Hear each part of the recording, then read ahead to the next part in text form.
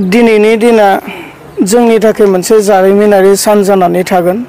मानो होननानै बुङोब्ला दिनैनि सानाव जोङो अल्टारनेटिव पार्टी अफ बड'लेण्डनि हेड अफिसखौ क'क्राझार जिल्लानि सिङाव थानाय बालागाव पार्ट 2 देबरगाव नियार बाय दि इन्डिया पेट्रल पाम्प बेयाव जोङो बेखेवनानै लानो हादों आरो बिनिखायनो बे मोनसे जारिमिन सान जानानै थागोन होननानै आं बुंदों जे फैबाय थानाय समाव नैबे अल्टारनेटिव पार्टी अफ बड'लेण्डआ नैबे मावखुलियावनो थानानै बा बिनिफ्रायनो गासैबो स्ट्रेटेजि पलिसिफोरखौ बानायनानै जोङो रान आप खालामगोन आरो फैबाय थानाय समाव गोबां मानसिफ्रा दिनै जोंखौ नागिरनानै हाखा दावराव जानानै दङ। बहा लोगो मोनगोन, बहा ज' जानो मोनगोन आरो बोरै जाय माबायदि हाबाफारिनि गेजेरजों अल्टारनेटिव पार्टी अफ बड'लेण्डआव जगदान जानो मोनगोन बेबायदि गोबां मानसिफोरा हाफा मुवा जानानै दङ, जोंखौ नागिरबायनानै दङ। दा बिनिखायनो दिनै मोनसे मोजां रादाब जे क'क्राझार जिल्लानि सिङावनो जोङो हेड अफिसखौ दिनै बेखेवनानै लानो हाबाय आरो बावैसो समफोरनि उनावनो जोङो प्रत्येकट' जिल्लाफ्राव जिल्ला मावख'खौ जोङो बेखेवगोन आरो प्रत्येकट' ब्लक कमिटिनि आन्दाराव जोङो ब्लक अफिसफोरखौबो लासै लासै जोङो बेखेवलांबाय थागोन।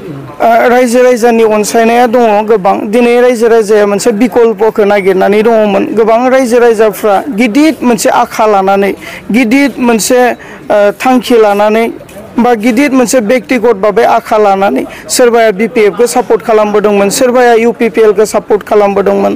नाथाय थांनाय नैबे 22 बोसोराव बे मोननै पलिटिकेल पार्टिनिफ्राय गोसो सिंनि जि मानसिफोरनि रायजो राजानि जि आखा आरो मिजिं आरो जि सिमां, बे सिमांखौ जाफुंहोनो हायैनि थाखाय दिनै रायजो राजाफ्रा बिकल्प नागिरनानै दङमोन। दिनै बेवहा बारग' एनडिएफबिनि दैदेननायाव बावसोमनायाव जे थांनाय एप्रिल दाननि 2 तारिखआव जों अल्टारनेटिव पार्टी अफ बड'लेण्डखौ दानानै होदों रायजोनि थाखाय। दिनै बिनिखायनो रायजो राजाफ्रा लोब लोब फैदों आरो अनसायफैदों।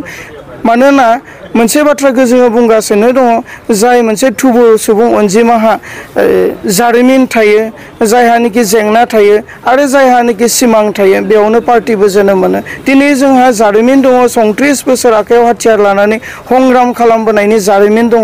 दिनै जोंहा जेंना दङ, गोथाङै जेंना। दिनै रन्जन दैमारि सारजों लोगोसे गोबां जोंनि दावहारु लोगोफ्रा जोबथेसालियाव खाथे जानानै दङ आरो जोंहा सिमां दङ।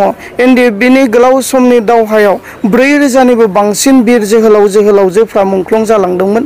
बिथांमोनहा बिखानि दुंब्रुदथिखौ ओरैनो बावसोमलाङाखै। बिथांमोनहा थांखि दङमोन, सिमां दङमोन।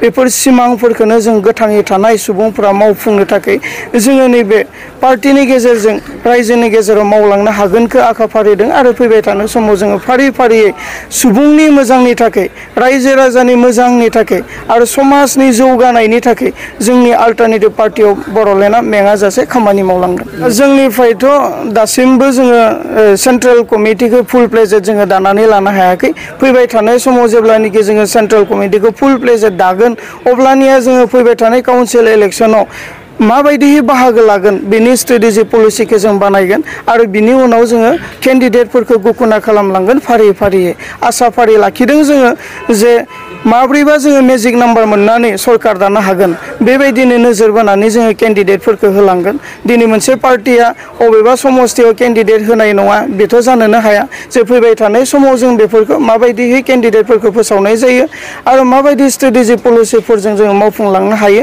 बेफोरखौ जोङो नोजोर बोनानै खामानि मावलांगोन आरो केन्डिडेटफोरखौ जों फोसावलांगोन।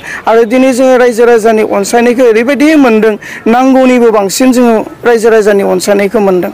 जोंहा दिनै थाखा फैसा गैया जानो हागौ, नाथाय रायजोआनो जोंनि सम्पति जानानै ओंखारदों। रायजोआ जोंखौ सहाय खालामदों आरो रायजोनि सहायजोंनो जोङो फैबाय थानाय समाव अल्टारनेटिभ पार्टी अफ बड'लेण्डआ गोथार सिमांखौ लानानै सरकार दागोन।